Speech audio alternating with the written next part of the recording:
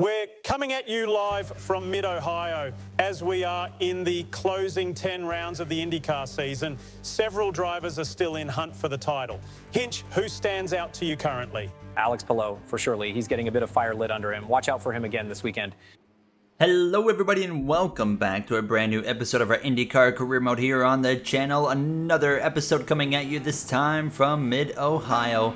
We've had our ups and downs recently here on this IndyCar career mode. You think back to Road America in the last episode where things were looking really good until the very last lap of that Grand Prix. We were told by the stewards to give up some track position, so we did, but we were getting some laps, and actually for the road courses this season, Mid-Ohio was probably the most comfortable I felt. As I say that, I go spinning. But this was the most comfortable and confident I have felt at a road course this season so far. I was, up into the swing of things pretty quickly. And I was confident, heading into qualifying and whatnot. This is, by the way, a 30-lap race here in Mid-Ohio. The field window about 20-ish laps, so it's going to be interesting to see how strategy plays out. Having a bit of a moment there, but that would wrap things up for practice. Unfortunately, qualifying would not actually happen because on Saturday morning into the afternoon, we would see some heavy rains roll into the circuit. So this would push qualifying out, and basically the race would be forced into, I would actually have to do a random starting grid, which is actually what happened. The qualifying would not work because it was going off of the last race where we had those issues. So I'll be back for the next episode. And we as well have the Canadian Grand Prix on the way in the next episode. Very excited for that one. A home race for myself. But yeah, we're going to be starting from the back of the grid for this race. Marcus Armstrong, the rookie, on pole with Palou joining him on the front row. 30 laps of racing here from Mid-Ohio, and we are ready to race. It's Armstrong, Palou, Will Power up there in the top three as we are racing officially here in Mid-Ohio down towards turn number one. Palou, of course, with a win recently there, dominated Road America, and he leads, or not leads, but comes through out of turn one in second place. Will Power in third place there as well. You can see Rosenquist, Newgarden, Grosjean there just behind as well, as everybody kind of gets sorted out here. Now some big names in the back with myself. You got Pato O'Ward, you got Alex Rossi, Scott Dixon as well, Marcus Ericsson not very much further up the road as well. You can see already defensive line. Armstrong takes into the right-hander. Palou putting some pressure on him with the Penske driver of power just behind. Now our future in IndyCar still yet to be determined, but we continue to hopefully impress some team owners and get an opportunity going into next season with a big team. Right now we've been eyeing McLaren, but as well we got the news in real life. David Malukas going to McLaren. That's going to be represented for next season.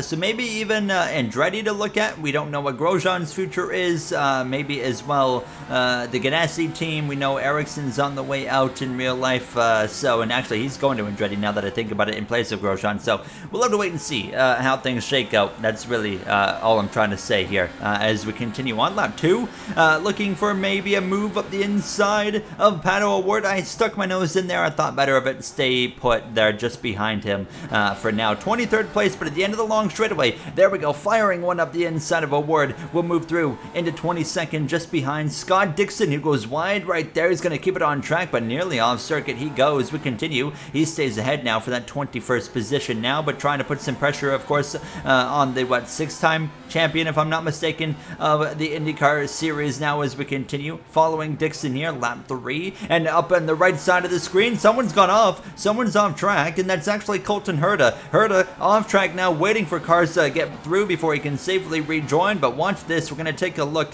at the replay, and he just simply went off. Yeah, I mean, look at that. A big error right there from Herta, who's been winless so far this season, and then he couldn't quite come back on track right there for whatever reason, just looking for the safest rejoin possible. He would get back going, but way off the pace. He is going to need some kind of caution, as I have a bit of a moment right there myself, having the back end kick out, but running P21, pretty happy with the pace in this car so far. Definitely showcasing that, yeah, we have got some confidence, we got some comfortability here in Mid-Ohio, and we are certainly going to be a threat here, I think, for a relatively respectable finish. Palou going for a move now around the outside of Armstrong. As you can see, they're going to be side by side. Power, Rosenquist, Newgarden, Rosenquist Rosenqvist goes wide. He's into the barrier. Rosenqvist has crashed here in Mid-Ohio now. Is this going to be a caution? Involved is Kyle Kirkwood, a multi-time winner this season. That's surely going to bring out the yellow, and this definitely, well, Harvey hits him. He's gone up and over. Rosenqvist has been hit by 2 separate drivers in one incident well after the fact that he crashed, and the caution's going to fly. And you just saw Kirkwood and Harvey both compiling in there. And Harvey, just the way he hit Rosenqvist, shot him up and over. So obviously caution flies. Spilot did win that battle with Armstrong, and he would take the lead here in Mid-Ohio. Nobody aside from the guys that crashed comes into the pits because we cannot make it to the end of the race from this point on. So we would get ready to go back racing here. A few laps later, starting lap 8, Palou leads the way down towards turn number 1. Will Power, I mean, having a season high run right now because it's been a pretty rough season for him, as he is, of course, not even really a threat for the championship. There's still a long way to go in this championship, however, so you can see myself firing one up the inside, but I think better of it there. I was going for a move on Renus VK. I did get past Scott Dixon, so we're up into 17th after all of the chaos here. It suddenly turned into, even though it's only lap 8 of 30, really a race of survival is kind of what this is right now. As you can see, VK is going to lunge one up the inside. That's on Simon Pagenaud in an unsponsored car this weekend here. Now, who's going to come out on top of that? It's Pagenaud. Dixon behind us there in a battle with Pato O'Ward, but we would get a run here lap 9 on this long straightaway again, going for a move on VK, looking for that 16th position. That would be actually here as we're wheel to wheel into the corner, and you're going to see us side by side now into this corner that a lot of drivers have been making mistakes in so far. I go a little bit wide, and we are not able to complete the pass on this red striped alternate tire, so we will have to put on the black striped black wall primary tire once we come into the pit lane in about 10 laps or so is when you're going to see us head into the pits, going wide in turn number 2. That opens the door for Dixon to look up the inside. Not a great day, not a great weekend, or a great season for Dixon as well. Another big name that's really had a rough going so far. We use the push to pass, however, to stay ahead of Dixon here as we head down into the right-hander, so we would remain in control of P17 here. Now on lap 11, we were closing back in on VK as well as Simon Pagenaud, trying to get back up into the mix and, you know, trying to get into the top 15. That would be a pretty respectable effort, I would say, here for this car. And there goes VK wide, and is he going to hit the wall? Yes, he is. That tears the right front of the wing off. He's going to have to come back into the pits this time by, but big damage there and a position gain for us. A lot of drivers have been having issues in that same location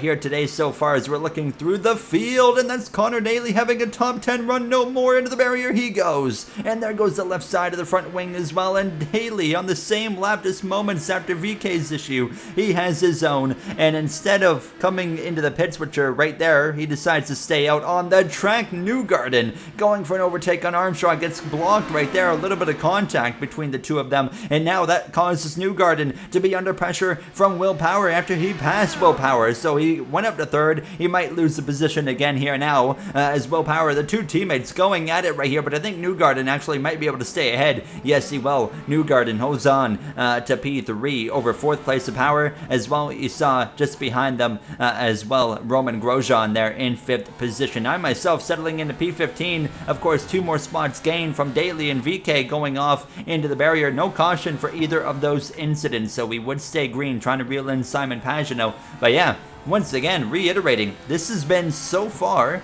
a race of survival just by staying in it. You know, a couple of moves on restarts allowing myself to gain a position or 2, but for the most part, by just keeping the car on the track, we're up into P15. Really couldn't ask for much more, to be honest here now as we continue on. And you can see an opportunity right here halfway through this race, looking for a move on the inside of Pagenaud down into turn 1. We'll take it. Another spot gained now. That will put us up into the 14th position as we try to set our sights on now actually David Malukas up there in front of us. Of course, we already talked about the new sim going to McLaren next season in real life. Malukas has quickly become my favorite driver in IndyCar, so he's got all my support for the season finale in Laguna Seca this weekend, and next year definitely he's going to be my driver as well. Marcus Ericsson in the Ganassi machine. He's going to go around in the same corner. So many have made this same mistake. He has thrown it in reverse. Ericsson throws it back here in Mid-Ohio. Didn't think I'd be saying those words in the same sentence,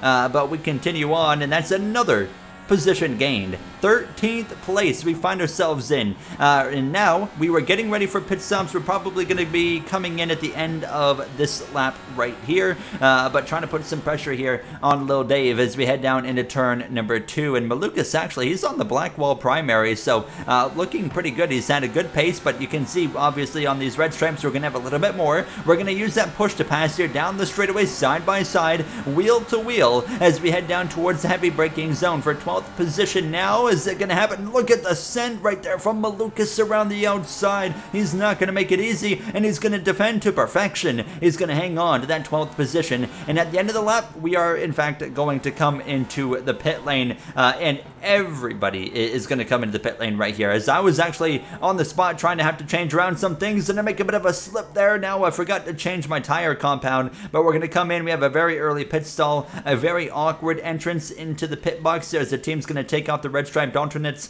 The Blackwall primaries go on. They throw the pit gun. I mean, that dude just trucked it, but nonetheless, we're going to exit, and we're actually lose ground. We fall behind Pato Award, so we're going to exit behind him, and I'm going to stay right on the back rear wing of him and try to get this thing going here now as we're back on track, looking to the right side. Now I'm going to pull back in line to get some slipstream and then pull back out again. Down into the corner, we'll take the position from Pato Award.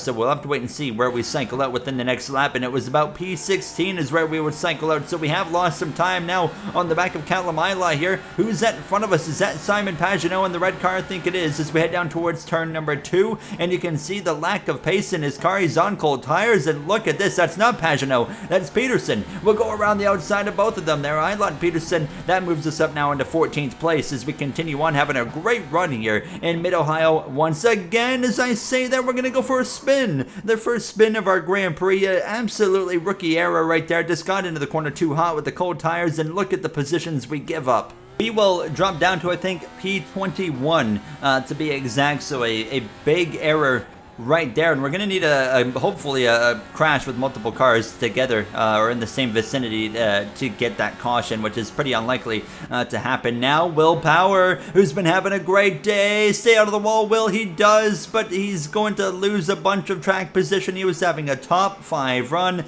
not anymore. Canapino goes around him, and Canapino goes wide. He's going to loop it around right in front of Malukas, and Power into the barrier he goes. Damage done, heavy damage actually as well, and we have more problems. Pato Award, he's off circuit right there with Canapino. They're almost running into each other, and that is going to bring out a caution here. They can't figure out, but there you go. Award gets going, but that brings out the second caution of the day, so that allows us to regroup as we were up to P19 after getting those 2 positions, and now it's going to be a late race restart, and it's been Alex Palou in control. Armstrong does not have a lot of pace, but he's been defending to perfection, so he's still in second over Joseph Newgarden in 3rd place. So we are going to have some work to do as we were getting ready to go back racing with 4 laps to go in Mid-Ohio. What a race it has been. It's been full of chaos. Will we see any more? We're going to find out in these final 4 laps just behind Santino Ferrucci as we come through turn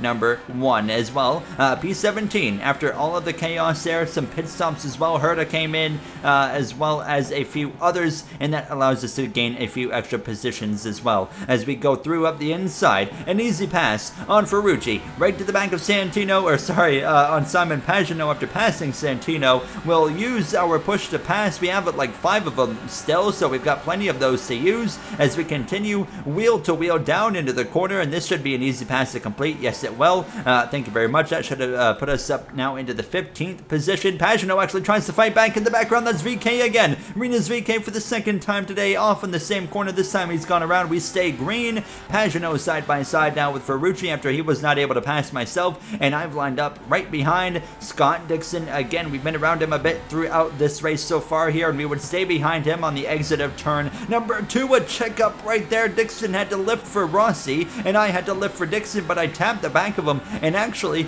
we have wing damage from that contact with Scott Dixon, and I would feel it immediately, especially through this downforce heavy section of the circuit that we have in Mid-Ohio. Unfortunately, as you can see, another error. We go into the grass. Award's going to go through Pagenaud as well as Ferrucci. We are able to defend Ericsson, or yes, no, that is Marcus Ericsson behind us, so we keep him behind, but we start the final lap now behind Santino Ferrucci. Ferrucci in 17th place, looking for P16, as it's still overall a good day, I would say. In Mid-Ohio, we proved that we have pace. Definitely not the running position I wanted.